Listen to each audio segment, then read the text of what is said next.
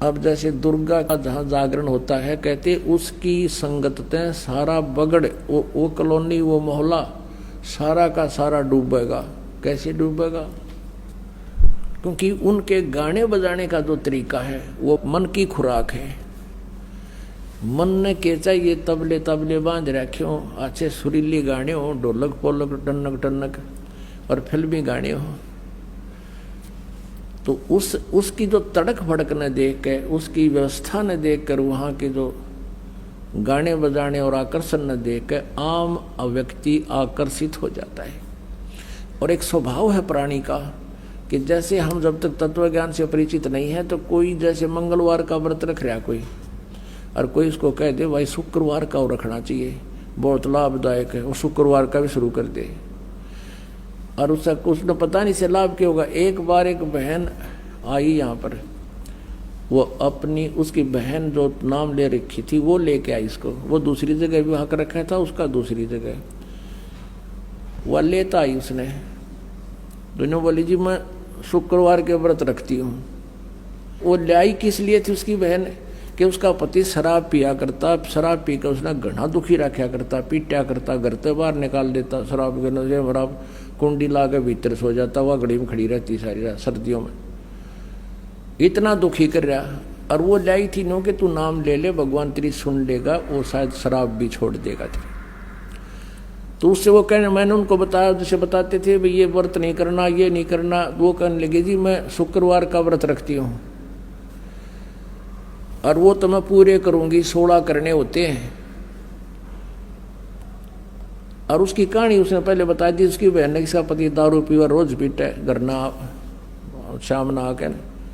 मैंने उससे कहा बेटी एक बात बता, करवा चौथ के व्रत इसकी कथा क्या है, कैसे क्यों रखते हैं, पता था मुझे। तो वह क्या बता है ना, बोले जी एक बहन का पति विदेश चला गया था किसी अपने रोजगार के लिए, फिर उसके घर याद ना रहा, घने दिन आया को नहीं। फिर उसने माता ने दर्शन दिए, इसने संतोषी माता ने, और वह ने बोली तू मेरे 16 शुक्रवार के व्रत रख ले, तेरा पति आ जाएगा। उसने शुक्रवार के व्रत रखने शुरू किए। 16 में शुक्रवार का जो व्रत था उस दिन उसका पति घर आ गया, उसने खुशी मनाई। मैं बोला नादान बेटी तू, उसका पति तो जाहिर था क्या बढ़िया होगी, तेरा रोज आवर घर तो दे ही तोड़े, और तो फिर भी व्रत रखे, अकल की जारी तेरी, तू तो इनो शुक्र मनाए, 2 दिन ना हो तो बढ़िया है, हिसाब व्रत ढूंढे तो इनो 2 दिन ना आवे, तो हमने नो बेरानी ये व्रत क्यों रखे हैं, ये औषधि खा रहे हैं, इसका रिएक्शन है या एक्शन है। अब ये मालिक की एक वाणी है कि दुर्गा ध्यान पड़े जिस बगड़म ता संगति डूबे सब नगरम। जैसे किसी के घर पर ये दुर्गा का जागरण होना, तो पड़ोसी और भी जिसका थोड़ा सा ब्यों तो उन्होंने क्या करे, ए जी मारा भी कर दियो तड़के, मारा भी रख दो, हम भी एक जागरण करवाएंगे, क्यों देखा देखी हम करते ही हैं, भगवान का ज्ञान तो हमें है ही नहीं। और उनके सुरीली आवाज और बड़े गाने बजाने सब तरह के अट्रैक्शन होता है। अब वहाँ क्या था, एक बार इस दास को भी अवसर मिला एक जागरण की थोड़ी सी झलक देखने का। जब नाम ले लिया था, ज्ञान हो गया था, एक भक्त हमारा, तो थोड़े से भगते उसके घर पे गया हुआ था शाम को। फिर वो थोड़ी देर पाछा उनके वो ढोलक से बाजन लग गए। मैंने पूछा ये क्या हो रहा है, कि दुर्गा का जागरण होगा यहाँ पर। हम दोनों चल पड़े, पैदल आ रहे थे, तो देखा उसके साथ में टेंट ला रखे घर के आंगन में, और वहां दुर्गा का वो जागरण शुरू हो रहा। अब एक स्पेशल बुला रखा वहां जागरण करने वाला जो गायक, और उसका अलग से एक रेजिडेंस टेंट में बना रखा, गर्मियों के दिन थे। तो वहां शुरू कर रखे, सारे बोलो जय माता दी, अगले बोलो जय माता दी, पिछले बोलो जय माता दी, मैं नहीं सुनिया जय माता दी। वो तो एक बनो कहते मैं नहीं सुनिया, सारे जोर तो बोलो जय माता दी। अब वो न्यू करता करता सारे बोलो जय माता, वो टेंट में खिसक गया। और वो मेरा साथी ने बोला आज दिखाऊंगा आपको, इस वो टेंट हटा लिया हमने बाहर से, थोड़े से नु देखने लगे। वो पहले तो उसको देख रहे थे वो गाने गाओ, तो फिर इधर गया, तो फिर दूसरी वो कनात के सारा के देखे के करे। उसने वहाँ पौवा निकाला एक आधा बोतल उसका शराब का, दराज मत है, और वह कैंपा खोली, गिलास में दोनों डाले और गट दही कर कहने बोला पी के। मैं नहीं सुनिया, इतना कड़े सुनेगा लाली गुटी, मैं नहीं सुनिया सारे बोलो तेरा के जो भैया। अब परमात्मा कहते हैं दुर्गा ध्यान पड़े तिस बगड़म ता संगति डूबे सब नगरम। नमस्कार सर। नमस्ते सर। सर क्या नाम है आपका? मेरा नाम हरिशंकर परमार है। सर कहाँ से आए हैं आप? मैं शाजापुर, डिस्ट्रिक्ट शाजापुर, तहसील सुजालपुर, ग्राम पंचदेरिया से आया हूँ। सर संत रामपाल जी महाराज जी से नाम दीक्षा आपने कब ली? मैंने 6 सितंबर 2013 को ली है। सर संत रामपाल जी महाराज जी से नाम दीक्षा लेने से पहले आप क्या भक्ति साधना करते थे? सर मैं सबसे ज़्यादा मैं हनुमान जी महाराज को इष्ट बना रखा था और मैं उन्हीं की भक्ति करता था। शनिवार के दिन, मंगलवार के दिन रोज व्रत रखता था, निर्कट व्रत रखता था। लेकिन एक दिन मेरे को खुद हनुमान जी महाराज ने सपना दिया कि बेटा तेरे को, मैं रोज कहता था उनसे कि कोई मेरे को सदगुरु मिला दो भगवान। तो सर मेरे को एक दिन हनुमान जी महाराज ने सपना दिया और कहा कि बेटा तुझे सदगुरु ही मिलेंगे और तेरे को पत्नी मिलेगी, वो भी सदगुरु से जुड़ी ही मिलेगी। सर आप हनुमान जी की पूजा करते थे, सर ये भक्ति साधना करने से आपको क्या लाभ हुए? सर मेरे को कुछ भी लाभ नहीं हुआ। मैं 5 साल तक ऐसे दर दर भटकता फिरा कि मेरे को कहीं भी ठौर नहीं मिला। एक दिन खुद हनुमान जी महाराज ने मेरे को स्वप्न दिया कि बेटा तेरे को सदगुरु ही मिलेंगे जब तेरा दुखों का निवारण होगा। सभी को मैं बताता हूँ कि जो हमें पे जो दुख पड़े हैं, मेरा एक्सीडेंट हुआ, मैं ऐसे चलते चलते गिर गया था, उसकी इतनी समस्या बनी कि मेरे पैर में गिर गया था तो ऑपरेशन हुआ। मेरा भाई गिर गया था, उसका ऑपरेशन हुआ। मेरे एक छोटे भाई की किडनी फेल हो गई थी, वो चला गया। ऐसे बहुत सारे दुख पड़े कि हम बिल्कुल परेशान हो गए थे। देवी देवता सारे जितने भी दुनिया में चीज़ थी सारी को हमने परख कर देख ली, लेकिन कहीं भी हमारे दुख का निवारण नहीं हुआ। सर आपको हनुमान जी ने स्वप्न में बताया था कि आपको एक ना एक दिन एक सदगुरु की प्राप्ति होगी, तो सर क्या आपको सदगुरु की प्राप्ति हुई? सर बिल्कुल सदगुरु की प्राप्ति हुई और वो सदगुरु संत रामपाल जी महाराज के रूप में हमें मिला है। सर आप कैसे कह सकते हैं कि आपके संत रामपाल जी महाराज ही सदगुरु हैं? सर 4 ही वेद, गीता, पुराण, बाइबल, कुरान शरीफ, गुरु ग्रंथ साहिब, सारों का मिलान करके सारों का निचोड़ किया है सदगुरु संत रामपाल जी महाराज ने। वही सदगुरु होता है जो सारे सदग्रंथों को मिला के और निचोड़ सारी दुनिया को बता दे, वही एक सदगुरु होता है। और ऐसे ही कबीर साहिब ने कहा है, सदगुरु के लक्षण कहूँ मधुर वेद विनोद, 4 वेद शास्त्र कहाँ 18 बोध।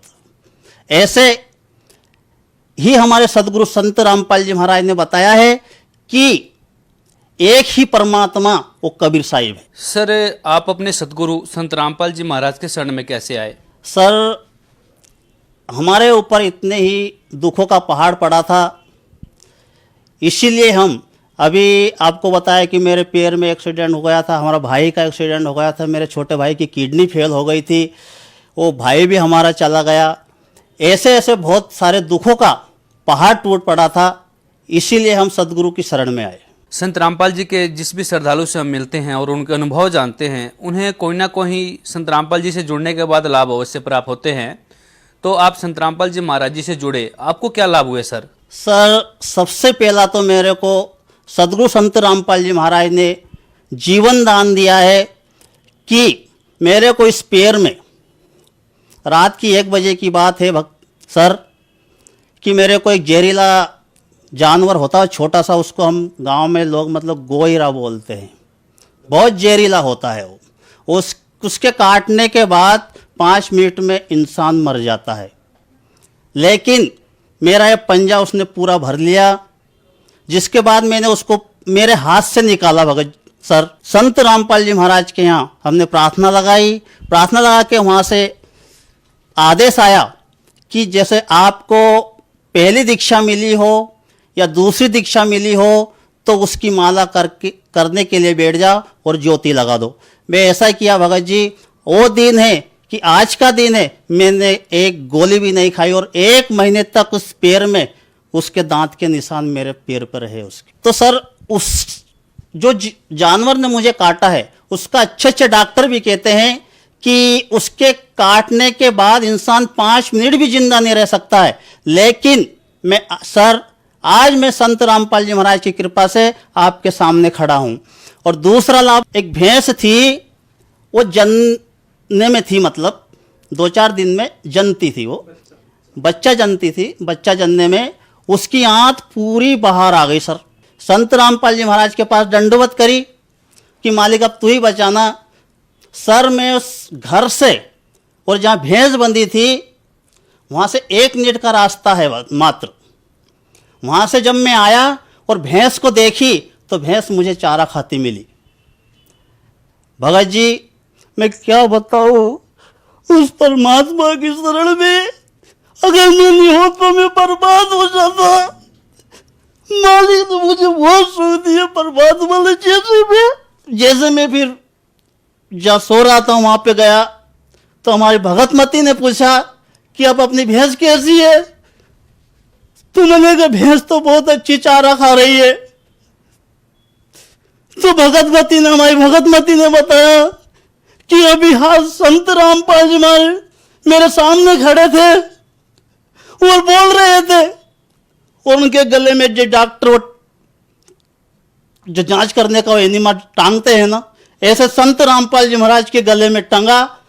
एक छोटा सा बैग रखा। कह रहे हैं, हमारी पत्नी से कह रहे हैं कि बेटा घबरा मत, मैंने इसका इलाज कर दिया है और अब इसको कभी भी जिंदगी में ऐसा नहीं होगा। सर अब दूसरी बार वो भैंस जनी है, उसको इतने से भी कोई खरोच नहीं, अपना 4 लीटर दूध दे रही है। तो दूसरा लाभ यह हुआ। तीसरा लाभ, हमारे ताऊ जी मेरे, उनका हमारा ट्रैक्टर था, वो हमारे बंटवारे में उनके पास चला गया। तो मैं चिंता हो गई कि मालिक मैं कैसे इन बच्चों का पेट भरूंगा। फिर एक रोज संत रामपाल जी मेरे सपने में आए और कहा बेटा ज्योति लगा के निकल जाना। तो जब मैं ज्योति लगा, सुबह हुई, मालिक से प्रार्थना करी कि परमात्मा मैं किस ओर जाऊं, ज्योति तो लगा दी मालिक। सर आधे घंटे बाद मैं किसी को पहचानता भी नहीं हूं और मेरे पास आए कि तेरे को ट्रैक्टर चाहिए। मैंने हाँ। तो मेरे को लेकर गया और जो मैं ट्रैक्टर वाले के पास गया कि 1 लाख रुपया कम में दूंगा, 1 रुपया सैकड़ा का ब्याज लूंगा और 20 साल में पैसे दे देना, तू लीजा ट्रैक्टर। उसमें 36 लीटर डीजल भरा था और डीजल भी उसने नहीं निकाला। आज जो भी वो इंटरव्यू देखता, हमारे गांव में कोई भी देख लेना, हमारे घर पे वो ट्रैक्टर खड़ा है। चौथा लाभ, अभी 2 महीने हुए सर जी, हमारे गांव में पानी नहीं है पीने का, बहुत सूखा है। हम भी बाहर से, मैं भी ट्रैक्टर से ड्रम रख के और पानी लाता हूं। मालिक से प्रार्थना करी कि मालिक इस दास को परेशानी है परमात्मा। तो संत रामपाल जी महाराज की हमने प्रार्थना लगाई। अभी 2 महीने हुए हैं सर जी। तो मालिक ने आदेश किया कि बेटा मेरा बेटा तीसा नहीं रह सकता, जा लगा ले, कहीं भी लगा ले, कहीं भी लगा ले। सर जी उस रोज मेरे पास एक खुद आदमी आया कि तेरे को बोर लगवाना। मैंने हाँ। तो बोर मशीन आधे घंटे बाद ही मशीन आ गई और जैसे मशीन लगी, गांव में किसी को भी भरोसा नहीं था कि यहाँ पानी है। आज भी भगत जी मैं बता दूं, हमारे गांव चलना, वहाँ 500-400 फीट भी होल लगे हैं, लेकिन जब मशीन चालू हुई तो 45 फीट पे पानी परमात्मा ने, संत रामपाल जी महाराज ने दे दिया। और 250 फीट वो बोर है भगत जी, उसमें पानी, उसी में है ही नहीं पानी। जब भी परमात्मा ने, आज फूल चल रहा है परमात्मा की दया से, बहुत अच्छा पानी, और हम सब पी रहे। जो भी आते हैं सबको मैं भरने देता हूं। और मालिक से प्रार्थना भी यही करी थी मैंने कि मालिक मैं भी भूखा ना रहूं और साधु भी भूखा ना जाए।